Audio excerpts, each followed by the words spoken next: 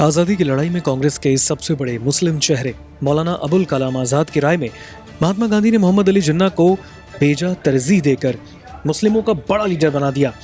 मौलाना ने कहा था कि कांग्रेस छोड़ने के बाद जिन्ना अहमियत खो चुके थे, लेकिन जाने अनजाने महात्मा गांधी ने उन्हें फिर से मुल्क की सियासत में बड़ी जगह दिला दी। मौलाना ने हमेशा उस सोच की पुरजोर मुखालफत की है। हिंदू और मुसलमानों की कल्चर अलग है, इसलिए साथ नहीं रह सकते। वे मानते थे कि मजहब के नजरिए से देश का विभाजन सांप्रदायिकता की समस्या का समाधान नहीं करेगा, बल्कि और बड़ी परेशानियों का सबब बनेगा। उस दौर में जिन्ना के पीछे भागते मुसलमानों को मौलाना ने बार बार समझाने की नाकाम कोशिशें की कि रास्ता तबाही की ओर ले जाएगा। अपनी इन कोशिशों के चलते मौलाना को तमाम मौकों पर मुसलमानों की नाराजगी का सामना करते हुए गालियां तक सुननी पड़ी। बेशक मौलाना की पैदाइश एक ऐसे परिवार में हुई जो मजहबी पाबंदियों और पुराने तौर तरीकों में भरोसा रखता था, लेकिन उन्होंने शुरू से ही इसे नकारा।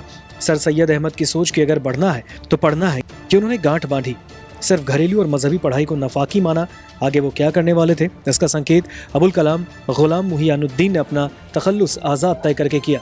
आज़ादी की लड़ाई के वे पहले पंक्ति के सिपाही बने और इस लड़ाई में शुरुआत में कलकत्ते के क्रांतिकारी ग्रुप से जुड़े, जो हिंसा के रास्ते अंग्रेजों की गुलामी से छुटकारा पाने में यकीन करता था।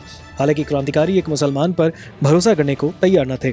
अपनी आत्मकथा इंडिया विंस फ्रीडम में आज़ाद ने संदेह की वजह अंग्रेजों को बताया, जिन्होंने हिंदू इलाकों में खुफिया खबरों के लिए खासतौर पर CID के मुस्लिम कर्मचारी तैनात कर रखे थे। अगले कुछ दिनों में आज़ाद क्रांतिकारी साथियों का भरोसा हासिल करने में कामयाब रहे।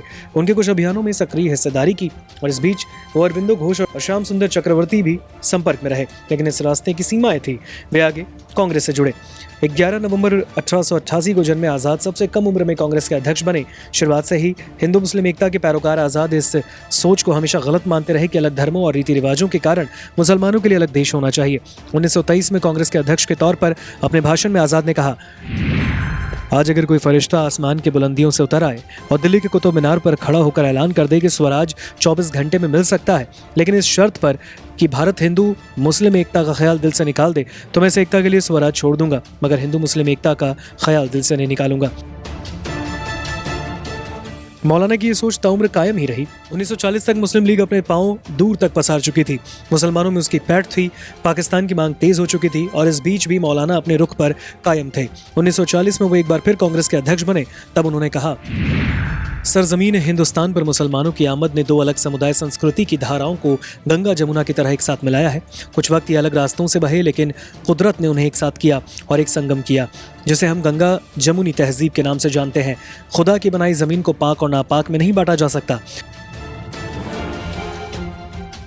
1942 में भारत छोड़ो आंदोलन के सिलसिले में महात्मा गांधी सहित कांग्रेस के सभी बड़े नेता गिरफ्तार कर लिए गए। वो लंबे वक्त तक जेल में रहे और इन नेताओं की अनुपस्थिति और अंग्रेजों के समर्थन ने जिन्ना को मुस्लिम लीग के विस्तार का पूरा मौका दिया। 6 मई 1944 महात्मा गांधी जेल से रिहा हुए।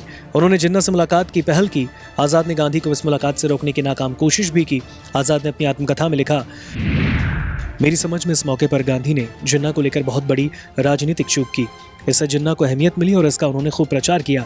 तीसरे दशक में कांग्रेस छोड़ने के बाद जिन्ना अपना महत्व खो चुके थे, लेकिन इस बीच जाने अनजाने गांधी उन्हें लेकर कुछ ऐसा करते रहे जिसने जिन्ना को अहमियत दिला दी। मुसलमानों का बड़ा हिस्सा जिन्ना का संदेह से देखता था, लेकिन जब उसने गांधी को जिन्ना के पीछे भागते और खुशामद करते देखा तो लोगों के मन में उनकी पूछ बढ़ी और उन्हें लगा कि किसी समझौते में मुसलमानों के हक में कुछ हासिल करने के लिए जिन्ना से बेहतर कोई जरिया नहीं। जिन्ना को कायदे आजम लिखना महात्मा गांधी की अगली गलती थी। आज़ाद के मुताबिक गांधी जिन्ना से भेंट करना चाहते थे। उनके आश्रम में हमताज सलाम नामक महिला ने उन्हें बताया कि उर्दू प्रेस जिन्ना को कायदे आजम लिखता है। गांधी ने फिर जिन्ना को कायदे आजम संबोधित करते हुए चिट्ठी लिखी।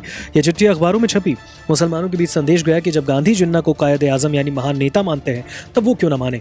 मौलाना आज़ाद ने अपनी किताब में दावा किया कि अंतरिम सरकार के कटु अनुभवों ने पटेल और नेहरू की विभाजन को लेकर सोच बदल दी। उन्होंने पटेल से अपनी भेंट के हवाले से लिखा, हम पसंद करें या ना करें, लेकिन ये मानना होगा कि हिंदुस्तान में 2 देश हैं। मुसलमान और हिंदू एक होकर एक देश नहीं बना सकते। अब और कोई विकल्प नहीं। अगर 2 भाई मिलकर नहीं रह पाते तो बट जाते हैं, फिर अपने हिस्सों के मालिक होकर दोस्त भी बन जाते हैं। इस सिलसिले में नेहरू से अपनी मुलाकात को आज़ाद ने शब्द दिए, हमें स्वप्न लोक में विचरण नहीं करना चाहिए, बल्कि यथार्थ का सामना करना चाहिए। इसके अतिरिक्त कोई विकल्प नहीं। विभाजन सर्वोत्तम समाधान नहीं है, वास्तव में अच्छा समाधान भी नहीं, लेकिन परिस्थितियां ऐसी दिशा में काम करने को मजबूर है। मौलाना आज़ाद 2 अप्रैल 1947 को गांधी से अपनी मुलाकात को जिंदगी का सबसे बड़ा सदमा बताते हैं। आज़ाद के मुताबिक 2 दिन पहले 31 मार्च को गांधी ने उनसे कहा था, विभाजन का मेरा विरोध उतना प्रबल कभी नहीं था जितना आज है। अगर कांग्रेस विभाजन को स्वीकार करती है तो उसे मेरी लाश पर से गुजरना होगा। जब तक मैं जिंदा हूं, अविभाजन पर कदापि सहमत नहीं हो सकता। जहां तक मेरा बस चलेगा, मैं कांग्रेस को यह विभाजन स्वीकार नहीं करने दूंगा। लेकिन माउंटबेटन से 2 अप्रैल को मिलने के बाद वापस हुए गांधी को आजाद ने कुछ बदला पाया। आजाद के मुताबिक महात्मा गांधी अब भी खुलकर विभाजन के पक्ष में नहीं थे, लेकिन वे पहले जैसी मजबूती से विभाजन का विरोध नहीं कर रहे थे। महात्मा गांधी सरदार पटेल की दलीलों को दोहराने लगे। मैं 2 घंटे से ज्यादा वक्त तक उनसे बात करता रहा, लेकिन मेरी दलीलें बेअसर रहीं।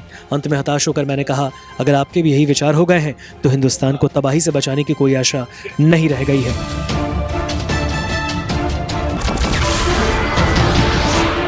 नमस्कार, मैं हूं मानक गुप्ता। अगर आपको हमारा ये वीडियो पसंद आया हो तो इसे लाइक और शेयर जरूर करें, और हां, हमें सब्सक्राइब और फॉलो करना ना भूलें ताकि आप देश और दुनिया की कोई खबर मिस ना करें।